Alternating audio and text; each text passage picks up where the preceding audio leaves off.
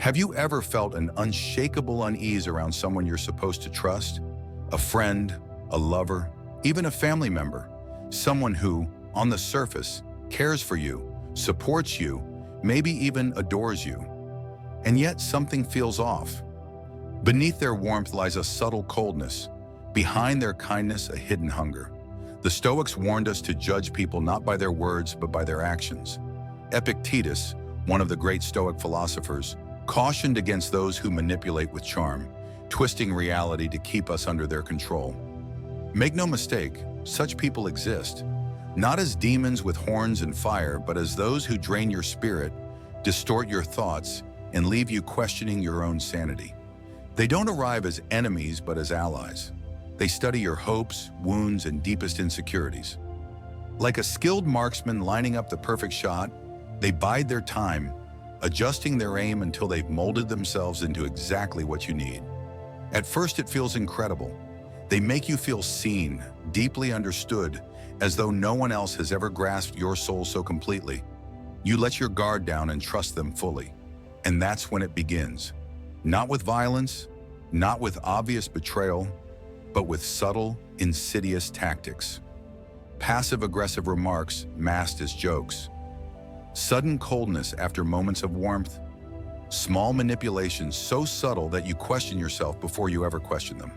Picture it like taking a seemingly harmless drink every day. A shot laced with poison so diluted, you don't even taste it. You drink it without a second thought. Over time, though, it begins to wear you down, draining your vitality until one day, you barely recognize yourself. That's how their influence creeps in. The danger is that you might not even recognize what's happening until it's too late. But knowledge is power. Today, we will explore the hidden signs of these emotional predators and how Stoic wisdom can help you see them for what they are. By understanding their tactics, you can regain control, stand firm in your truth, and reclaim your inner peace. Once you see the truth, you can never be deceived again. And like a wise archer steadying their aim, you'll protect yourself from those who once sought to manipulate you. Stay with me until the end. Your freedom starts now. Number 1, the subtle infiltration and seeds of doubt. You tell yourself it's nothing, that you're overthinking, that they had a bad day, that maybe, just maybe, it's your fault. But this is exactly how they operate. They do not control you with force. They do not attack you outright. They plant a seed of doubt in your mind and watch as you water it yourself. Yet beneath their words and actions, there is something deeper, something more telling. Words can deceive, actions can be rehearsed, but energy never lies. Have you ever been in a room with someone and felt an invisible weight pressing down on your chest? Have you ever left a conversation feeling drained, exhausted, as if something had been taken from you, but you couldn't explain what? Pay attention. Your body speaks to you long before your mind catches up. It knows when something is wrong, even when you refuse to see it. There are those whose presence lifts you, who make you feel lighter, stronger, more yourself. And then there are those who, without saying a word, make you feel smaller, lesser, uncertain. The most dangerous among them don't even need to speak much. It's in the way they look at you, the pauses between their words, the silence that lingers after they leave. It's in the way your stomach knots when you see their name on your phone, the way your shoulders tense before you even realize why. And yet you doubt yourself. You tell yourself you're imagining things, that if there's no logical reason for your discomfort, then it must not be real. But as Epictetus warned, if someone succeeds in provoking you, realize that your mind is complicit in the provocation. Your instincts are not the problem. It is your refusal to trust them. These people do not need to raise their voices to control you. They do it in whispers, in well-placed sighs, in carefully timed withdrawals of affection, in words wrapped in concern but laced with poison. I just worry about you. I only want what's best for you. Maybe you're just being too sensitive. Each phrase is a thread, and before you know it, they've woven a web around you. You begin to second-guess yourself, to question your own reality, to wonder if maybe they are right, if maybe, after all, you are the problem. And that is exactly where they want you.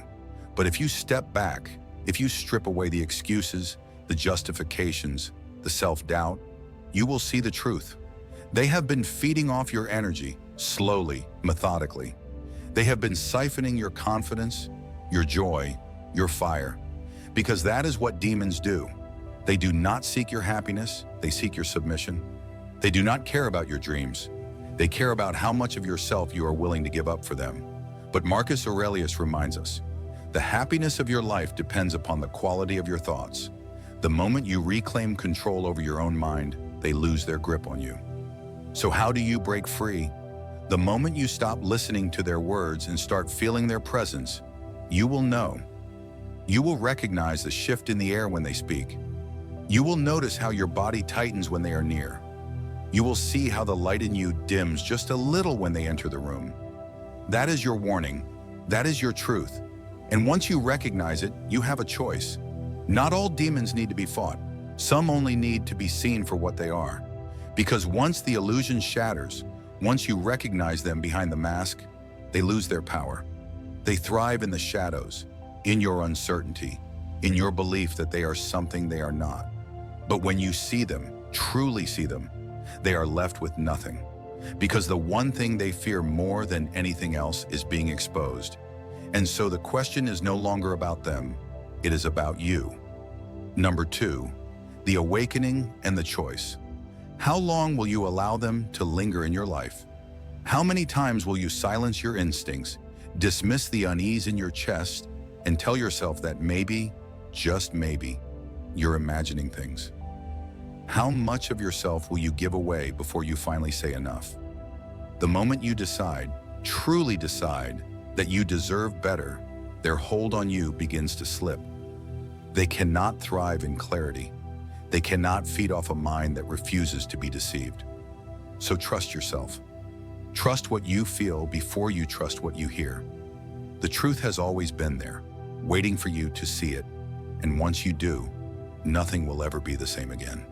There are forces in this world that do not seek to harm you outright, but to own you, not with chains, not with violence, but with something far more insidious: control. It starts subtly, a carefully placed word, a lingering glance, a quiet expectation that was never spoken but always understood. They do not command, they suggest.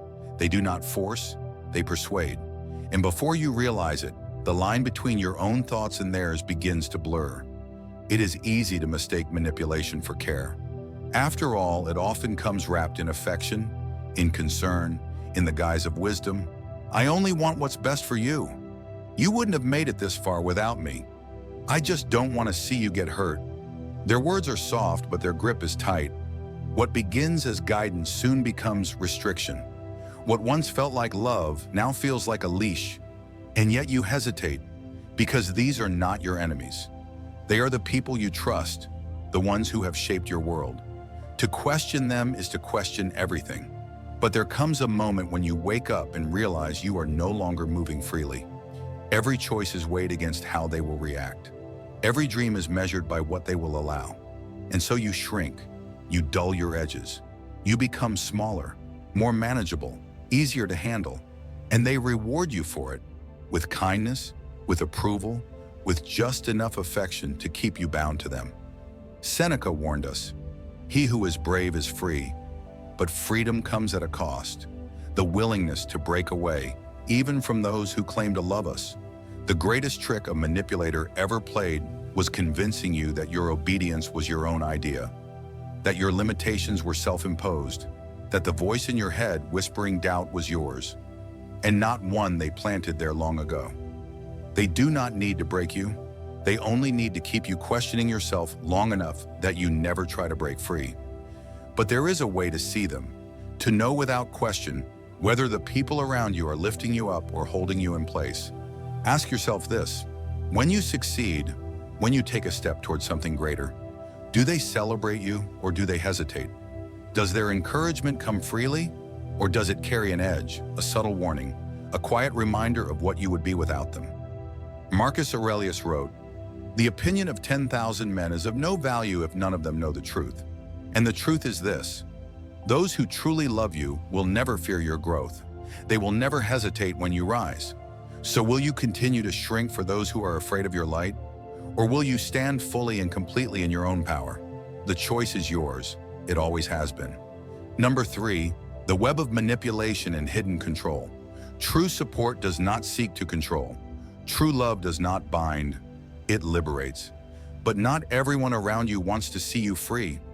Some do not merely wish for you to remain small. They want to see you fail. Not openly, not dramatically, but subtly, so quietly and insidiously that you begin to doubt whether they ever wanted the best for you at all. They do not attack directly. They disguise their sabotage as concern, planting seeds of hesitation in your mind and watering them with feigned kindness. Are you sure that's the right move? I just don't want to see you get disappointed. Maybe you should wait a little longer. Their words sound reasonable, even caring. But look closer. There's no true encouragement beneath them, only fear. Not fear for you, but fear of what happens when you rise beyond their reach. Watch them carefully when you succeed, not in the obvious moments when they are expected to congratulate you, but in the subtle ones, in the hesitation before they speak, the strain behind their smiles, the fleeting expressions they assume you won't catch. Do their congratulations feel forced? Does their support carry an edge, a subtle warning? Do they suddenly find ways to distract you, delay you, or pull you back into the comfort of mediocrity? Not all betrayals come with a knife in the back. Some arrive as gentle discouragement, passive resistance, and whispers that make you hesitate just long enough to miss your moment. And then there are those whose intentions run even deeper. They do not simply hold you back. They quietly work to see you undone. They wear the mask of friendship, loyalty, and love, but beneath it lies something else. Resentment, envy, a quiet satisfaction in your struggles. They are there when you stumble, always ready with words of comfort, but not to lift you up.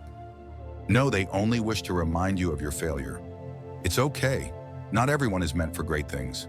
Maybe you should stick to what you know. I guess things just don't work out for people like us. Their words do not heal. They reinforce your doubt. They offer guidance that leads nowhere, advice that confuses rather than clarifies. And all the while they smile, because as long as you remain uncertain, as long as you remain lost, they remain in control. How do you protect yourself? You sharpen your awareness. You learn to recognize the difference between guidance and control, between caution and sabotage, between true support and quiet resentment. Stop listening only to their words and start feeling the energy behind them. Watch how they react when you rise. Do they celebrate without condition, or do they hesitate? Do they encourage freely, or is there always an edge to their approval? A quiet reminder of what you would be without them. Epictetus warned us, if you want to improve, be content to be thought foolish and stupid. This is the test. Are you willing to walk away from their validation, even if it means walking alone? Because that is the greatest act of defiance against those who seek to hold you back, to rise anyway, to move forward, not in anger, not in vengeance, but in absolute certainty of who you are and where you are going. The moment you stop seeking their approval, the moment you stop waiting for their permission, their power over you disappears. They cannot keep you in place if you refuse to stay. They cannot control you if you no longer respond to their game. And when they realize they can no longer reach you, that their whispers no longer shake you, that their quiet manipulations no longer hold you captive, they will have no choice but to reveal themselves. And when they do, you will know without a doubt that they were never truly on your side. As Marcus Aurelius wrote, "It never ceases to amaze me. We all love ourselves more than other people, but care more about their opinion than our own." Let them think what they want. Let them whisper. Let them hesitate. Just keep walking, rising beyond their control, transforming and liberating yourself. Those who truly love you do not fear your success. Those who genuinely care do not shrink when you shine. So take your steps boldly. Let them whisper. Let them hesitate. Let them watch as you rise. And when they finally realize they can no longer grasp you, you will not need to fight them, convince them, or even look back. You will simply move forward,